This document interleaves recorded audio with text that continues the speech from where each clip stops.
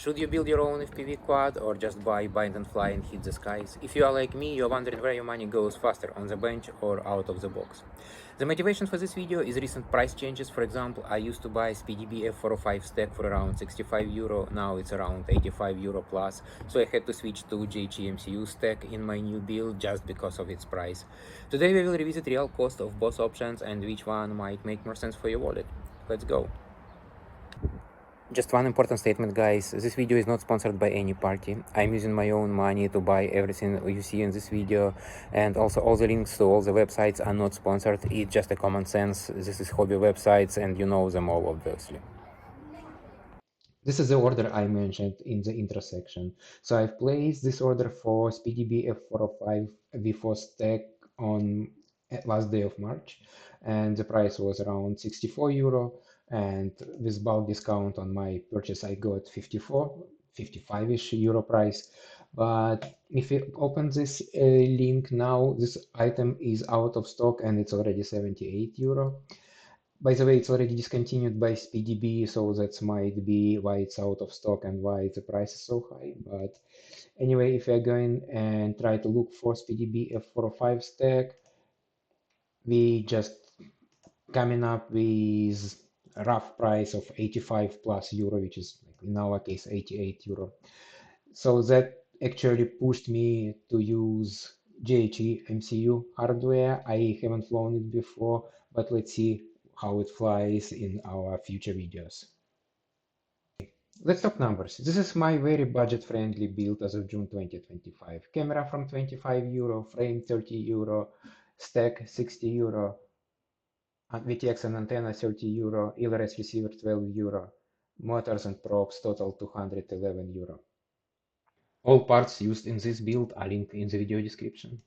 Now let's go to well-known hobby site banggood.com and see what we can get in terms of bind and fly quads. So I'm filtering by 5-inch, bind and fly, analog, pretty much what my build is. And what we can see that we can get iFlight Nazgul Echo for 180. We can have Axis Flying Manta for like around 200, and we can have Gepard Sea Vapor analog for 211. And let's open a few options.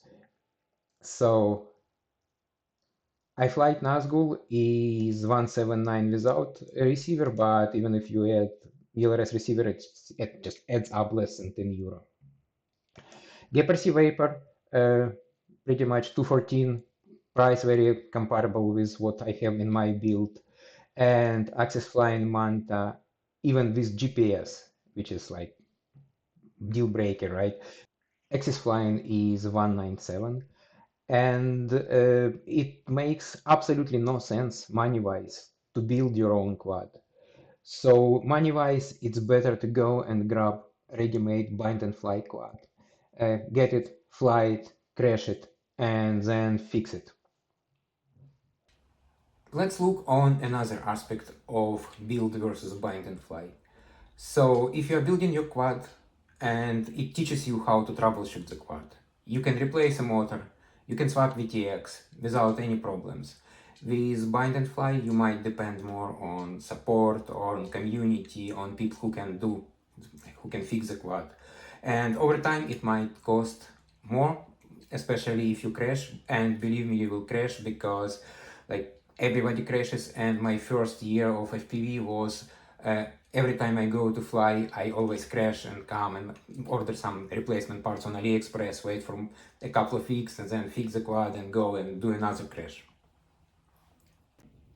However, with DIY, you will require a set of tools. You can start with very basic set of tools. For example, before I bought this OmniFixer Helping Hands, I was just using Bluetack, which is pretty much 2 euro in the store, and stuff like that. So the more you build, the more tools you want, the more money you'll spend on tools. But those tools will stay with you. On the other hand, with bind and fly, you are paying for convenience. Repairs will cost more, you don't know how to fix stuff, but you are getting into the sky straight away after you get your quad. So if not only price matters, what is cheaper? Bind and fly might win, probably short term, no tools, no parts, no guesswork. But long terms, I'm still thinking DIY can save some money on repairs, upgrades, teach skills, and pay off as a hobby.